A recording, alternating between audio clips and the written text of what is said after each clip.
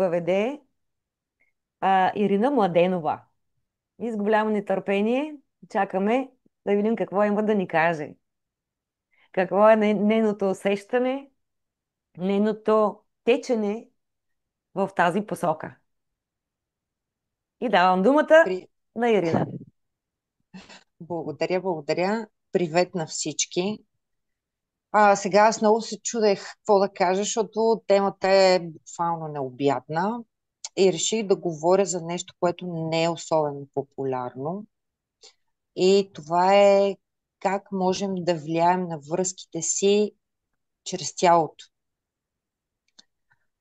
По принцип, тялото се влияе от емоциите и емоциите се влияят от тялото. Взаимно свързани са. Ако не знаете, да знаете, че е така. А, научно доказано е вече това нещо, който се съмнява може да провери. И по принцип, обикновенно проблемите в една връзка са свързани с комуникацията или липсата на такава, или с липса на емоционална интелигентност, което е свързано с емоциите, липса на контрол на емоциите, което в днешно време е съвсем разбираемо, защото повечето от нас живеят много стресиран живот, което ни се отразява, няма как да ни не се отразява. И в един момент, тъй като хората около нас са наше огледало, ние сме тяхно огледало и става една обмяна на една безумна, неконтролирана енергия, която на никой не му е добре, че съществува, обаче никой не знае как точно да я впрегне, как да я успокои. Повечето хора казват, ами аз не искам да съм гневен, не искам да се ядосан, но като се прибера от работа, еди какво си, еди що си, децата почват да викат, партньора почва да дразни с някакви неща. И, и е много трудно човек да контролира това нещо. В повечето случаи става едно потискане на този гняв, за да не ескалира по някакъв начин, което обаче вреди на нас самите. И де-факто той не отива никъде, той не се освобождава, остава вътре в нас и в един момент така или иначе избухва. Той просто си търси път навън. И това много често води до влошаване на взаимоотношенията. Не говорим само за партньори, но и за колеги, приятели, изобщо цялото ни социално обкръжение. Много често и който ни попадне пред очите. А, Един от начините, който искам да ви дам за успокояване на гнева, ако всъщност забравих да кажа, ако някой има някакви въпроси да пита. Един от начините за успокояване на гнева, а, това е чрез студения душ, студените ванички за лицето с лед, които са. Има си специална техника и ще обясна сега защо се прави това нещо.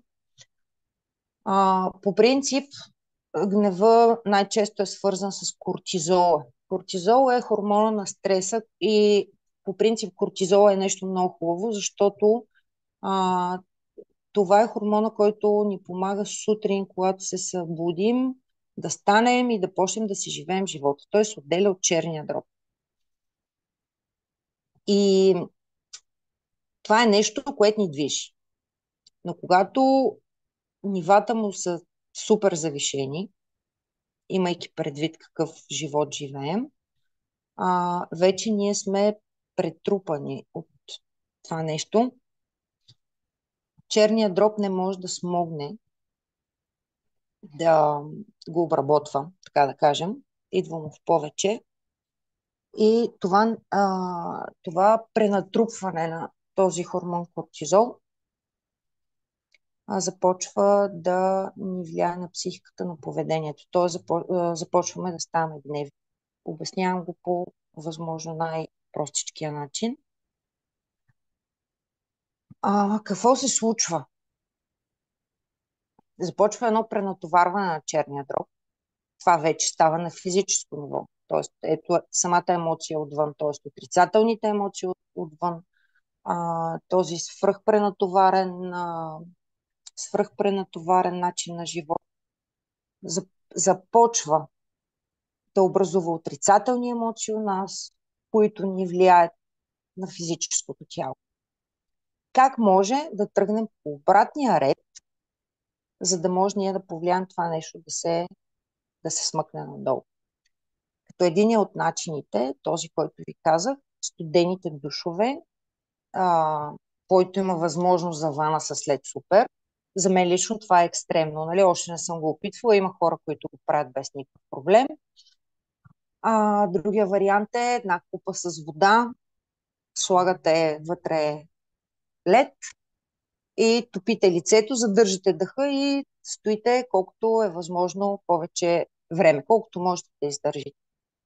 Това нещо успокоява нервната система. Подобрява кръвообращението, изобщо има насища кръвта с кислород, има страшно много ползи. Има обаче една така, много, много тънко нещо има при тая практика. Ако вие сте под стрес, примерно решавате, ще го направите това, много сте стресирани, влизате под душа, пускате студения душ.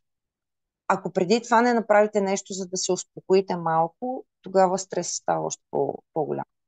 Има една практика, която е супер елементарна, много лесна за изпълнение. Да кажем, влизате си под душ, взимате си топъл душ.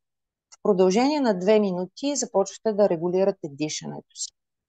Вдишвате в продължение на 4 секунди, задържате 4 секунди, издишате в продължение на 4 секунди и пак задържате 4 секунди. Тоест, вдишваме.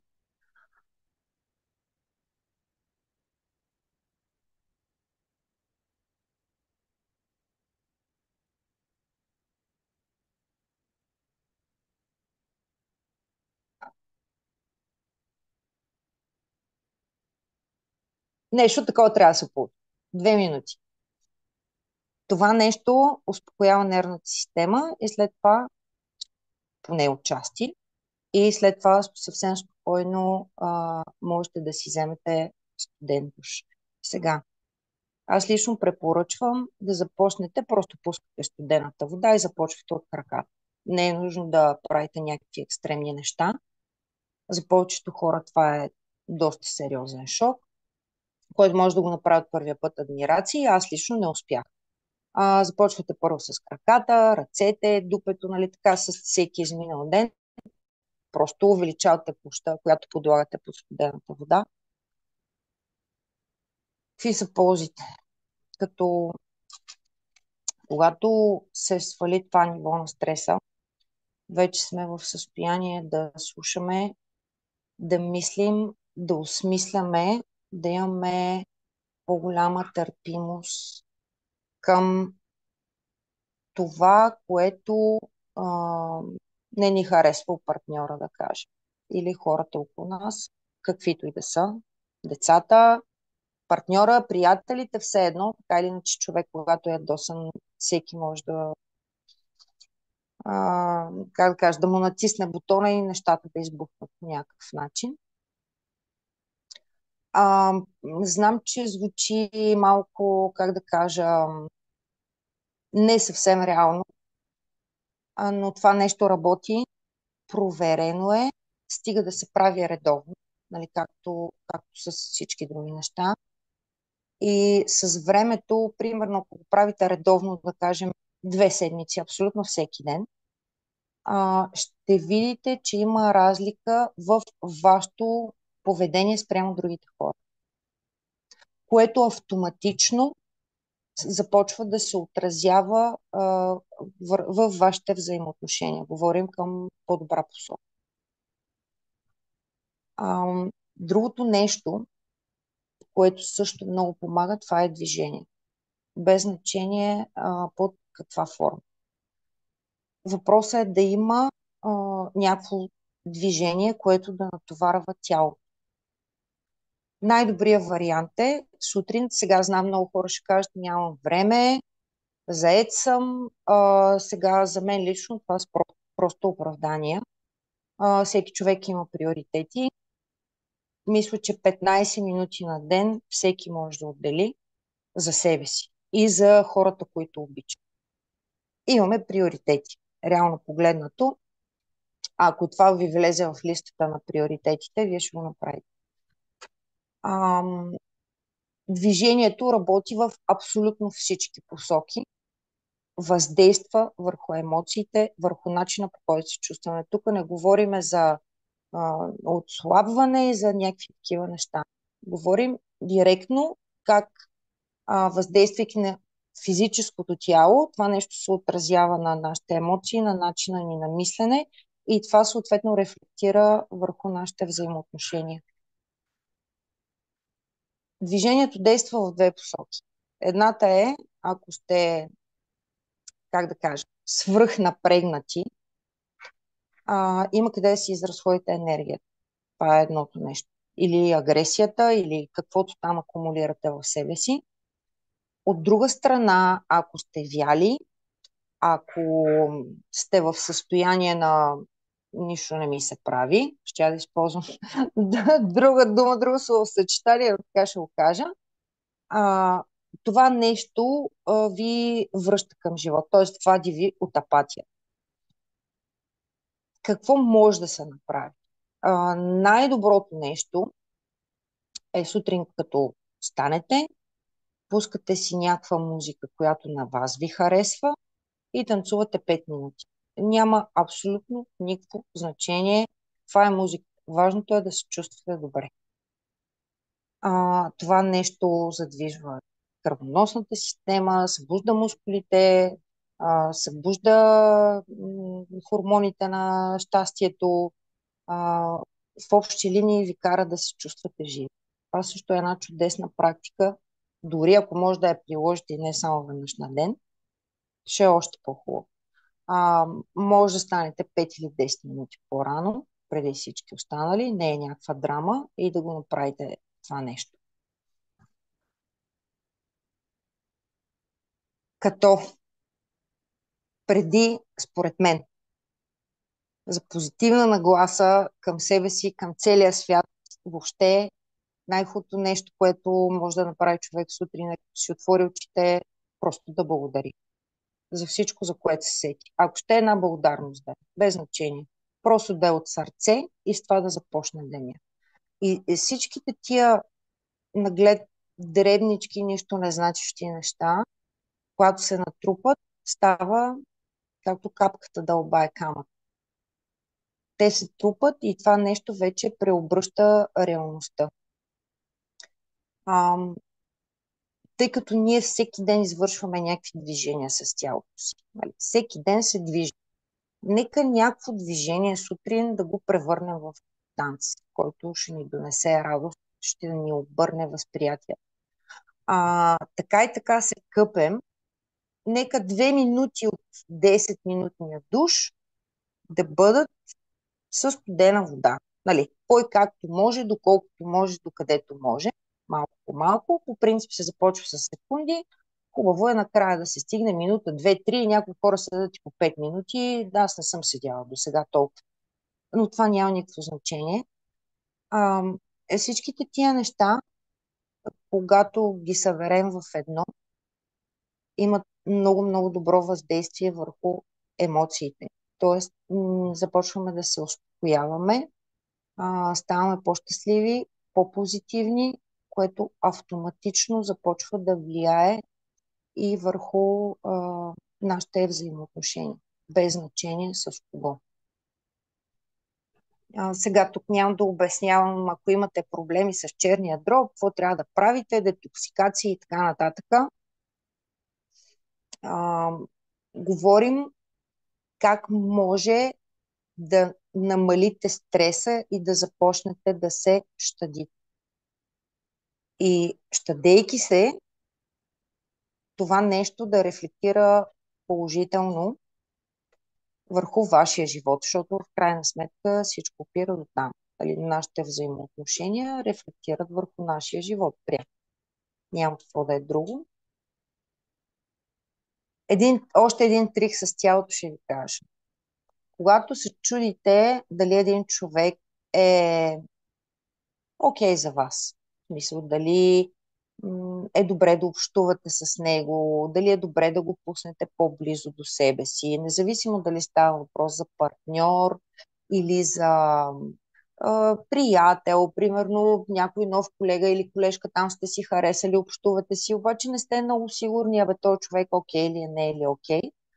А, Тялото отчита много добре това нещо, ние просто сме забравили да му се доверяваме. Много хубава техника, а, която много добре показва как стоят нещата, е следната. Лягате на леглото, трябва да е абсолютно равно, без възглавници или на земята, нали, на пода, няма значение къде, важното е да е равно. Започвате да вдишвате и да издишвате. Идеята е цялото ви тяло да бъде отпуснато тотално, защото работиме с тялото. Нали, не правиме някакви медитации. Просто самото тяло трябва да е отпуснато буквално до безчувственост, да не усещате лице, крайници и така нататък. И когато вече се усетите абсолютно отпуснати, започвате да мислите за този човек. Ако някъде в тялото ви се появи неприятна реакция, нали, сега ако сте влюбени, ще има пеперуди в стомаха, но това е съвсем друго нещо. Говорим за неприятна реакция. Може да има стягане в корема, в слънчевия сплит, в гърлената чакра, някъде по гръбнака, във врата, без значение, навсякъде могат да се появят такива супер неприятни усещания и по принцип те се появяват внезапно и много осезаемо. Не е нещо да се чуе човека, бе усещам ли го, бе не го ли усещам. Нали, когато постигнете тази отпуснатост на тялото и веднага си помислите за конкретен човек, то веднага отреагира. Ако не отреагира, това означава, че всичко е наред. Ако получите някаква неприятна реакция, някакво неприятно усещане, това означава, че тялото директно ви казва: стой далече от там. Това не е за теб. Въпроси някакви имат? Някой, ако иска да каже нещо?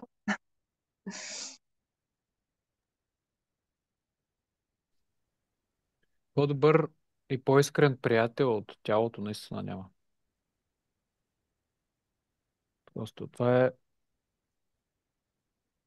Никога няма да те подведе тялото. И тази техника наистина е много добра. Човек може да я прилага и за други неща, предполагам. Аз Да, да, лично го да. правя за различни неща и наистина работи. Да работи за буквално за всичко. Въпросът е да му позволим на това цяло да ни говори и да си позволим да го слушаме. Аз Може би основното... подоб... А, Давай, Ники, давай. да. Не, исках да кажа, че най-важното е да се отпуснем и може би първо това е, което трябва да постигнем. Дали с медитация или не, просто е така, полегне човек. Аз лично не знам дали мога да се отпусна, нали, за 2 минути. Може би някаква медитация, не знам вие как успявате. Да. Това исках да кажа, че отпуснеш ли се изцяло, другото е лесно. Да, За мен така си лично е. това е. По М, принцип, тялото се отпуска много по-лесно, отколкото мозък. Той е ти луд. като... Това е като луд кон. Докато Да, да, тялото ама... по-лесно се контролира. Мозък е като по-дял животно. Имаш предвид, мозъка не е нужно да е притихнал. Ето тогава Не, ще се той получи да ли? си Нали, то... бърбори, да прави Ага, каквото си иска. То всъщност Не. точно ясно. тогава ще почне да ти показва тялото какво е напрежението. М? Защото Добре. можеш да спреш да движиш ръцете, краката, но да ги отпуснеш, да се насилиш да го правиш. Мозъка не може да го насилиш да му кажеш, при да мислиш за този, дето ме Да, да. дразни, нали? Тогава е окей. Да, и Да. те тогава изплуват всички процеси нали, и тялото ти казва, абе човек, не е наред нещо там. Нали? Да. Добре, добре. Ще се очудите, между другото, а, как ще ви излязат неприятни усещания за хора, за които дори не подозират. М, Аз исках Нали, само Да, Да, прощавай, че те прекъсвам. Да не забравяш това преди много време. За първи път някъде от на Дънов бях, четях тогава много и той и от него научих, примерно в книжарница си хващаш, нали, една книга и се чудиш сега дали да си я купиш или не. И я слагаш така в областта на слънчевия си сплит и чакаш дори да не е съвсем тялото отпуснато, пак работи, искам да кажа това. Като сложиш книгата така близо до сърцето и до слънчевия сплит и просто затваряш очи и усещаш, има ли, става ли ти по-леко, по-топло, по-приятно. Ако да, значи тази книга е за тебе, нали? А ако пък е обратното, състегнеш нещо, се свие, просто дори да те привлече заглавието, тая книга в момента не ти резонира. Примерно.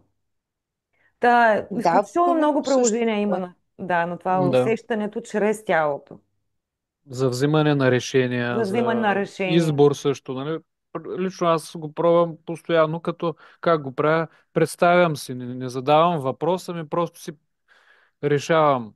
Ако трябва да избера между две неща, представям си едното нещо и наблюдавам. Нали? Не питам това ли е или от другото, ми просто си представям, адаптирам се към едната ситуация или към единия избор и наблюдавам какво се случва в мене. Дали има стягане или има отпускане. После си представям другата ситуация, другата опция. И пак по Всеки този начин. може да го Да. адаптира това нещо по какъвто начин желая, както му е удобно на Мгм. него. Няма ограничения. Въпросът е нали, да може да го постигнем това отпускане и да слушаме наистина какво се случва. Да усещаме какво се случва Мгм. Така е, тялото говори. с нас. Да, да. Хубаво е, защото иначе ума започва да се меси, а пък тялото реагира чисто. Абсолютно. И отчита наистина безпогрешно. Абсолютно безпогрешно. Имам въпрос към тук присъстващите. Здравейте. Здрасти, Орлинка. Въпросът ми е някой дали е изпробвал и практикувал тази техника с храна. Да. Да. Това беше. Да. Благодаря. Работи за всичко. И аз съм го пробвал, да. Работи. И между другото, да, не е много във връзка с темата за взаимоотношенията, но по принцип, когато изпуснеш някаква храна, понеже Орлин попита, това означава, че не е за теб. По-добре не я яш. Как когато я изпуснеш, Ирина?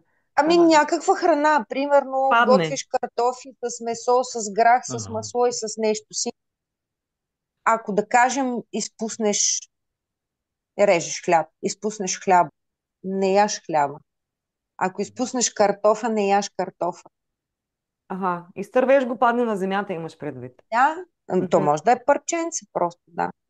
Да, На да, мен в сега интерес на разбрах. истината много често ми се е случвало с домати. Аз не трябва да ям домати.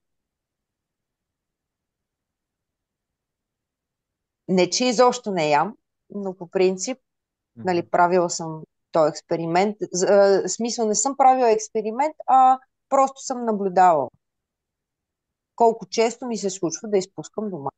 Пример. И да, може да се приложи и към храна. И другото нещо, на което според мен предния път Георги го говори за него, засегна темата и е супер важно за ориентира в нашите отношения.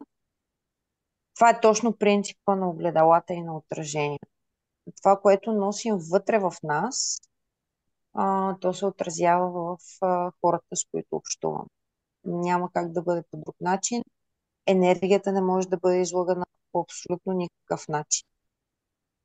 И когато към нас се връща някакво отношение, което на нас не ни харесва, а, тогава вече трябва да се запита човек къде и какво трябва да поправи.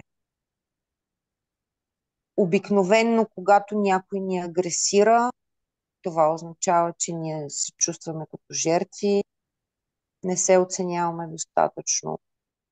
Ако някой ни дразни, това означава, че и ние го носиме това качество в себе си и го проявяваме не към същия човек, обикновено е на друго място. А, Това са неща, да кажем, ако има много скандали в къщи, това означава, че и ние сме гневни, има потиснат гняв. В общи линии, поведението на другите хора спрямо нас е показателно за нашето място, къде сме ние. В какво състояние емоционално и ментално се намира. Какво е усещането за собствената ни стойност, а, какво мислим и как се държим ние към света и към хората около нас. Това е супер откровенна и ясна обратна връзка, която ни се дава на момент.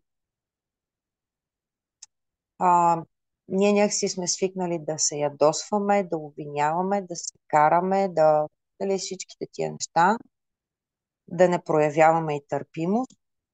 А всъщност това нещо ни показва какво и къде и как трябва да, не точно как, но какво и къде трябва да бъде променено. Т.е. ние да променим в нас сами. А за да може това, което отразява външния свят, да бъде това, което ни харесва на нас, а не обратно.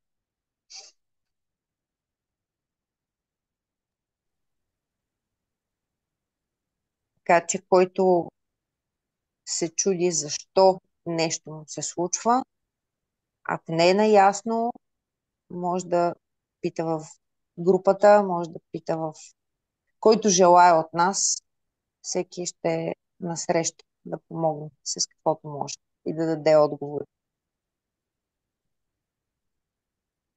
Аз имам въпрос. Доколко според вас тялото отразява също вътрешното Не се чува обаче, състояние? Георги. Така по-добре ли? Да. Да, идеално, сега вече да.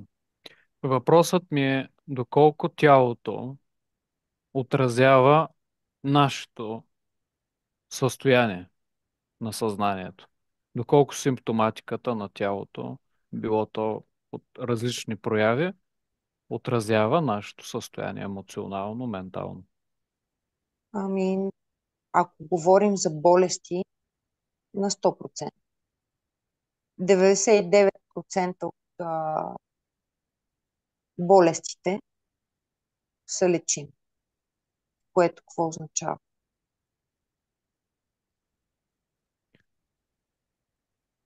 Просто тялото на 100% отразява нашето емоционално състояние и ментално. Тялото не лъже, да, както казахме. Да, Аз за първ път, като се запознах с тази идея, защото то не е просто концепция, наистина е една голяма идея, която човек е хубаво да провери сам за себе си. И с кой?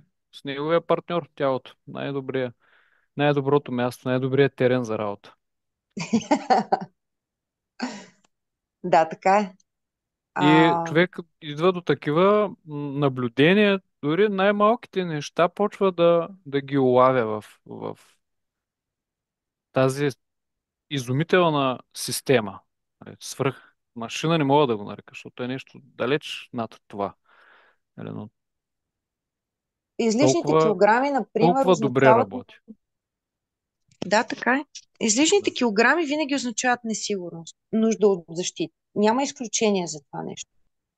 Просто няма. И човек, има хора, които успяват, нали, да свалят, там да ходят на фитнес, да поддържат някаква форма, но в момента, в който изпаднат в някаква ситуация така по-сериозна, а, по-емоционално разтърсваща, да кажем, и спрат с фитнес и с диети и какво ли още не, С и дисциплината, да. буквално избухват. В смисъл веднага качват. Нали, защото те спират физически да го контролират това нещо, а то докато седи вътре и си работи, няма на къде да излезе, няма какво да се случи с него, то там си седи и си работи и само чака момента да избухне отново. Също и с И кое- анорексията, естествено. Това е Съгласен. другата крайност на едно и също нещо, другия полюс. Ире, Охо, каква е твоята рецепта тогава? не чувам, Деси, нещо ми прекъсва. Каква е твоята рецепта тогава, нали, за хората, които правят защити и са пълни? Как, Ами да спрат каква да е правят формулата? защити. Да, Формула. айде. Няма само една. Значи едното е отваряне към света със сигурност, доверие. Значи тия неща, това е процес. Това не става за ден и за два. Със сигурност диета, със сигурност движение. Нали, това няма какво да го коментираме. И трябва да се намери причината за тази несигурност. Защото излишните килограми са симптом. Както и всички други болести, това са просто симптоми на нещо, на някакъв причинител. Има някакъв проблем и докато не се намери откъде идва този проблем, кой е причинител на проблема, ако лекуваме само симптомите, нищо не се случва. Трябва да се намери откъде идва проблем. Бих искал да добавя нещо, ако позволите, на Да, тази тема. От наблюденията ми на тази тема точно, е, че много често тези хора не осъзнават проблема си. Не мислят за него. Свикнали са да живеят до такава степен с трудностите, които имат в живота, че не ги отчитат като трудности. Пропускат ги. Не... Всичко е наред за тях. Те постоянно така казват. Всичко е добре съм, така си е, наред съм си, всичко е добре така. Те не се грижат, не слагат себе си на първо място обикновено. Винаги биха се погрижили за някой друг. И след това биха помислили за себе си. Оставят себе си на последно място и някак си са решили, че това е така и то си е нормално едва ли не. И д- просто дори в пряк разговор някой да сподели с тях какво е наблюдавал като негативни модели в тях, те някакси не могат да му направят място. Просто не мислят, че е така. И това е много трудно състояние, защото просто те не виждат проблем. Не знам, или вашите не искат да наблюдения го такива ли видят. са? Просто, В ами, повечето случаи не искат да го видят и го Не, отричат. да, то може да е комбинация, да, най-вероятно е комбинация, но просто те наистина не го оценяват като проблемно това нещо. И да, разбира се, носи голяма Георги, аз от отговорност, моя че позиция мога да кажа. да, споделя. А, нали, от своя гледна точка го говоря. Аз, колкото и пъти съм се запитвала и да си търся проблема, къде се защитавам и кога не се слагам на първо място и не си го намирам. Просто не го Няма, намирам. нали? Да. Няма го. Няма и не вярва, и не вярват. Не може и такъв човек, той не ти вярва, нали? Сега, как, де си вярваш или не вярваш? Много ясно. Да, ма Но аз говоря за моите не си е нужно. килограми. Да, но не е нужно. Просто много е финно това нещо. Наистина е много финно и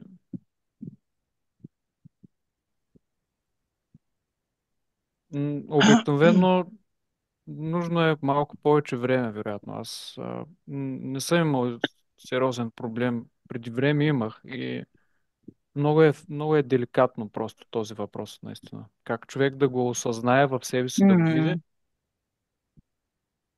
Някои неща са много дълбоко затрупани. И са толкова болезнени, че човек, смисъл самото подсъзнание, за да те съхрани от болката на осъзнаването, то отказва да пусне това нещо ти да го осъзнаеш.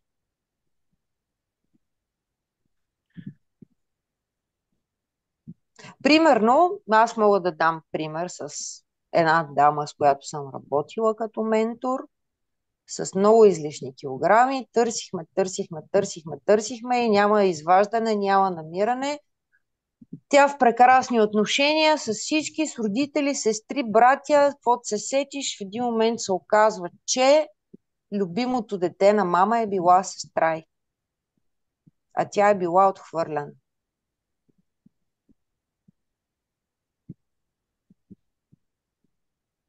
В смисъл отхвърлена буквално на последен план, някакъв там. И после какво се случи? Еми, какво? Практики, рев, сълзи, сополи, Когато го редица разберете. практики, работеше и с други хора, разбира се. Аз съм по-скоро по, по издирването на проблема и на физическо ниво. И така, практики с правилните хора, но доста трябва за да се изправиш и наистина да го видиш. При всички хора е различно, но това също пречи на взаимоотношенията. Обикновено тези хора, те са положили много усилия и са пробвали какво ли не, Мгм. за да се справят с килограмите. И това не помага или помага до някъде. Което обяснява, че, нали, както каза и ти, Ирина, трябва да се намери причина. Не трябва, нека да не трябва, нали, говорим се за това от кога че. Защото кажеш ли му трябва, просто се обричаш, връзваш си камъка на врата Да, така е. с това. Но има едно характерно нещо за хората, които страдат от този симптом, нали, от килограмите и не могат да се справят с тях, че при тях има много ситуации в живота им, в които са се почувствали по някакъв начин обидени или унижени. И те имат същата тази тенденция да го правят това нещо. И вероятно е добра отправна точка да погледнат в кои моменти те имат тази нагласа да не е нагласа, ами една такава пъргавост, да поставят хората на място, да им кажат нещата както трябва, в което се създава малко унижение в отсрещната страна. Обикновено, както казахме, огледалото, което поставяхме по-рано и на предната среща, това е което и самият човек се чувства унижаван, се е чувствал някога унижаван. И това може да е една точка за вглъбение, откъдето човек да започне работа си. Обаче той трябва първо да забележи това, че го прави, че засяга някого по един начин и да го погледне после в себе си. Защо прави точно така? Защо този човек така ме подразни, че аз така да реагирам с него? И това е една защитна реакция. Нали? Говорихме за защита, още ти в Да, началото точно каза. то си е защита, така или Да, иначе. това е, нали, една защитна реакция. Тялото го показва, нали, с защитата си, демонстрирайки по този начин, с запас, нали, с излишен товар, нали, който това е другия въпрос. Нали. По принцип, основното, което се крие зад излишните килограми, е горкият аз. Това е което може да се обобщи с една дума. Горкия аз или горката аз.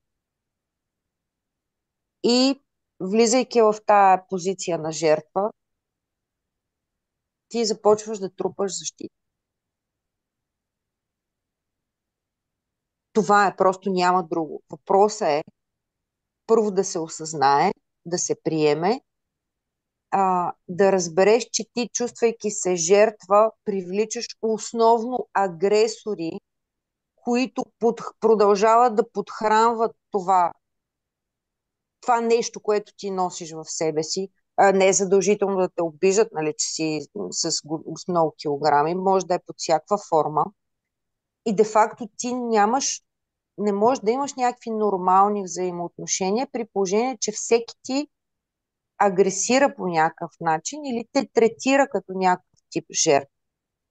Идеята е наистина да се намери корена на проблема, да се изчисти, тогава вече се обръща отношението към самия теб и оттам нататък вече и отношението на другите хора към теб.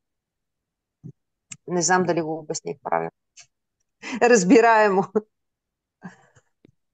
Затова е толкова важно. Много хора мислят, че това е просто козметичен дефект, нали, в днешно време. Да, трябва да си еди какви си форми. Това въобще не е така. Това нещо влияе буквално на целия ти живот, като взаимоотношение, като себеусещане. И изобщо като твоето съществуване, като човешко същество в това пространство.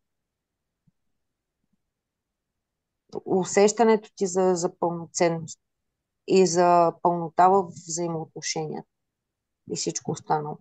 В много случаи работи на подсъзнателно ниво, защото много хора го отричат. Това е както Щрауса да си напъха главата в пясъка и нали, скрил се. Това не решава проблем. Един въпрос Да. друг се появи, когато човек трябва да търси, нали, тези корени, както ти каза. А, Вие ми кажете вашето наблюдение какво е. А, Често самите тези хора, които имат проблем с килограмите, имат една убеденост, подсъзнателна, че не заслужават. Че за тях ще има едва ли не, когато се погрижат за всички останали. Ако за да заслужат правото си под слънцето, така да го кажа. Деси, как Нуждата ти от се струва? одобрение. Сърдиш се, правиш физиономия. Да, аз също мисля, че това е една програма. Деси, давай. Светле, да, коментирай, моля те. Нямам, Деси. Давай, нямам Деси. никаква представа, Георги. Не знам. М. Не, нямам такива усещания. Трябва да го наблюдавам, не знам. По-скоро Сам ми е очудено. учудена. Да, Ти имаш ли Да. момент, в който не се налага да се грижиш за някого? М. разбира се. Един месец цял примерно в годината, от 1 до 30, да не се налага да се грижиш за някого и за нещо. Дали ще е Поред мен кучето, няма дали такъв ще човек, е... който само... Не. Грижиш се винаги за нещо, но и за мене много се грижат. Да, бе, ясно. Въпросът е, говорим от теб навън какво излиза. И ти как се грижиш за себе си? Другите се грижат за тебе, а ти как се грижиш за себе си? Грижайки се към другите основно? Това те пита Ирина, нали? Така, Мгм. доколкото разбирам аз. Да. Ами към момента мога да кажа, че действам абсолютно егоистично и се поставям наистина на първо място себе си. Даже и кучето не го разхождам. Браво! С това за колко време? Еми, понякога седмица, понякога като се наложи и няма кой съм аз, но не го приемам като някаква жертва, че го правя. Не Виж как говорим за бързо ти това. изкарах много неща като от кладенеца вода. Да. Така, ти в случая се защитаваш. Какво? Значи, чакайте. Задръж. Моля те, задръж. Какво значи да се грижиш за себе си един месец? Един месец да не се Чули грижиш ме, за Ирко? друг. Да, какво? Дай пак. Да. Значи, а, готвиш си сам за себе си. Излизаш си където искаш, не, не даваш обяснение на никой. Това ли е грижа за себе си? Не просто да поискаш Не. да се грижат за тебе, без ти да се чувстваш длъжен да правиш нищо в замяна. Ама наистина така да го направиш от сърце и душа. Да, да, права го. С голяма любов даже. Към кого? Някъде другаде ми е механизма. Не ми е тук, не ми е тук, хора. Да, той се... Другаде. Виж, деси, търси се. Нали, това обяснявам. Търси се. Не винаги е на едно и също Да. място. Да, другото, което трябва според мен да се спомене е, че става много плавно. Слой по слой, много плавно става. И не можем да намерим копче механизъм, нали, веднага да кажем нещо някакъв път. Те са много неща. Както лука се разчиства, нали, слой по слой. Да, и не е само едно. Не, да. Да, аз искам нещо да споделя. Моята опитност е тази, че когато организма е влязъл в този режим, защото той е като режим, нали, тая програма, която е стартирана поради някаква случка. И тази програма, независимо какво правиш навънка, с тялото си физически, докато не се гилитне, докато не се трансформира и спре да работи, нищо няма да помогне. Човек може Това да е попита корена. просто тялото.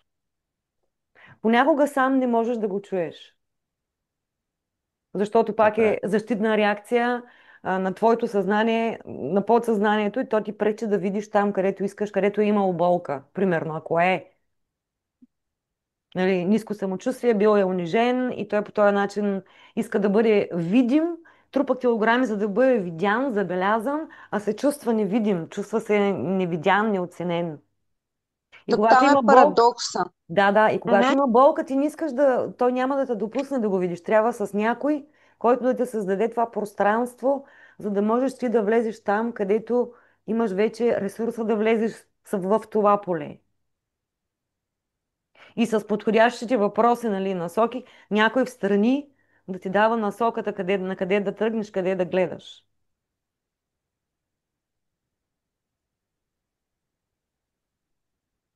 Това е Много моята, често е.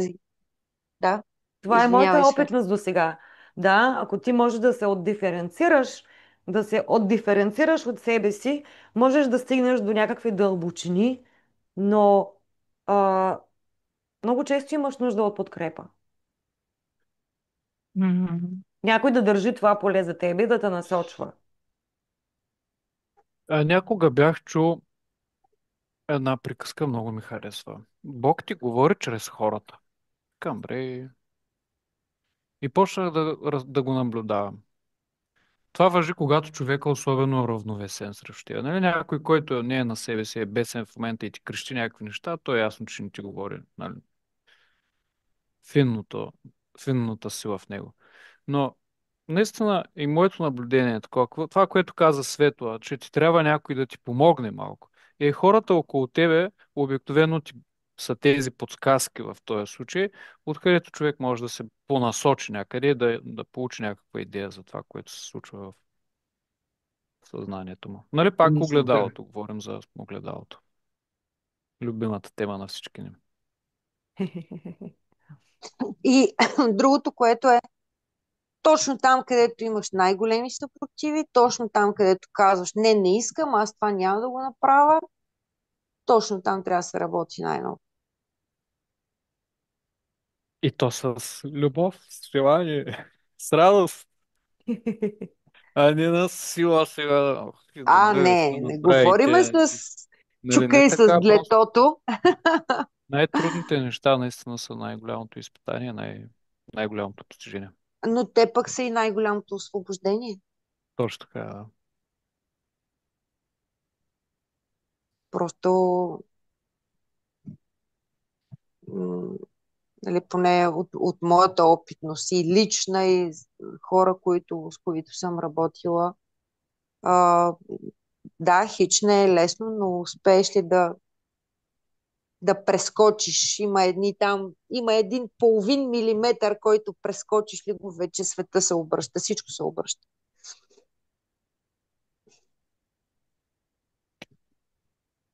Тази тема може би трябва на отделна среща да направим специално за излишните килограми и може би по-нататък да Тук го организираме само за това. вмъкнахме като Да. Да, отражение на вмъкнахме го. взаимоотношенията, да. Да, стана акцент. Аз имам един друг въпрос за студените душове. Доколко са подходящи за всеки и в какво ти каза, не е хубаво твърде дълго, може би, поне индивидуално е, разбира се, има Да. привикване към това, има закаляване. Доколко е подходящо да се прави постоянно това нещо? Това искам да попитам и в каква степен. Ами то няма как да навреди. Освен ако, нали, не е някакво супер сериозно заболяване, въпреки че Вим Хоф е излекувал много сериозни заболявания точно и то вкарва хората в ледени басейни. Но да кажем, ние няма да стигаме до такива екстремни нива. Подходящо е дори за хора, които са сега, това е препоръка, съответно всеки решава какво ще направи. А, Дори с хора, които имат студени ръце и крака. Това нещо задвижва кръвообращението и с времето започва да ги прави все по-малко зиморничеви. и влияе много благоприятно на нервната система. Ние сме създадени за движение. Това нещо много пъти съм го казвала, сигурно никога няма да спра да го казвам. Защо на умрял човек се казва покойник? Какво означава покой? Край, живота свършва. Ами да, то не случайно се казва покойник. Значи, движението е здраве, движението ти оправя емоциите, движението по принцип, когато се движиш, кръвта започва да извинявам се, кръвта започва да се движи по-бързо, обогатява се с кислород, нали? Всички знаят за тия ползи. Има смисъл във всичките тия неща. Съответно, студената вода, нали, тя първо свива кръвоносните съдове, нали, организма изпада в шок и след това вече започва много по-сериозно кръвообращение, лимфата също започва да се стимулира. Това нещо въздейства не само на физическо ниво, но и на емоционално, буквално на цялото тяло. И успява да изхвърли негатива. А ако щете, го приемайте на физическо ниво, на ментално, на емоционално. То Нали, си пак, влияе, ти като си прегрява да, емоционално, буквално се охлаждаш. Въпросът е да точно. не прекалиш, нали така? Да не се Не, прекалява, ами, да не се знаеш ли, преохлажда човек. това е много, много е относително, Георги. Значи има хора, за които това е просто супер разкош. Те могат да седат и половин час в ледената вана и няма да има никакъв проблем. Има хора, за които това ще е супер вредно и няма да се чувстват Ето тук е много добре. тънкостта, че има индивидуалност, нали? Не е Ами така сега. Аз всеки, правя, да, и е много финно човек да подходи към сигналите и обратната връзка от физическото си тяло. да, Така започнахме разговора. значи каквото и да правим, първоначално не е много приятно. Нали, сега в момента е 40 градуса, всеки иска студена вода.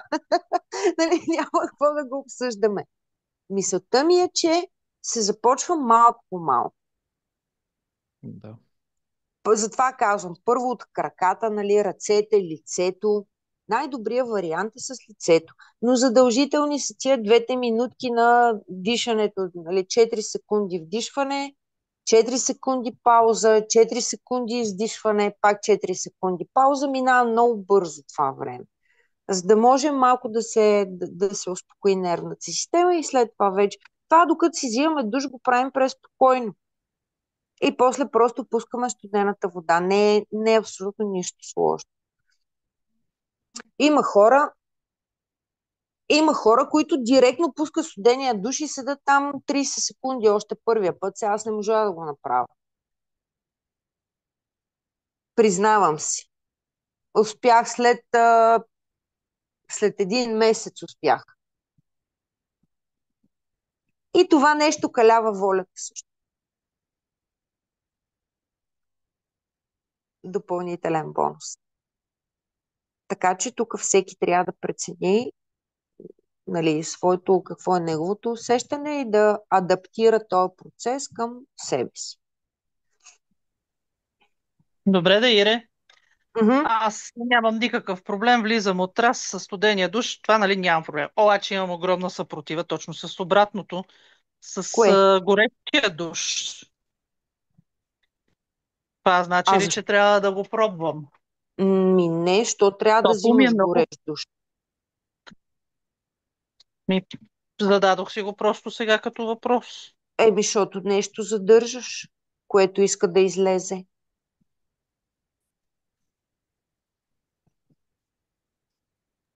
Няма смисъл да взимаш горещ душ. Не. Аз не разбрах, Деси, в какъв смисъл имаш съпротива към горещия душ сега ли или по принцип? По Не принцип. понасям, не понасям горещото. Мгм. По От принцип. малко. Да, по принцип. И, и след като нали, студения душ калява, се чуда тогава какво прави горещия. Би трябвало същото да прави. Да калява ли? Не. По принцип, аз лично пък не мога да ходя на сауна.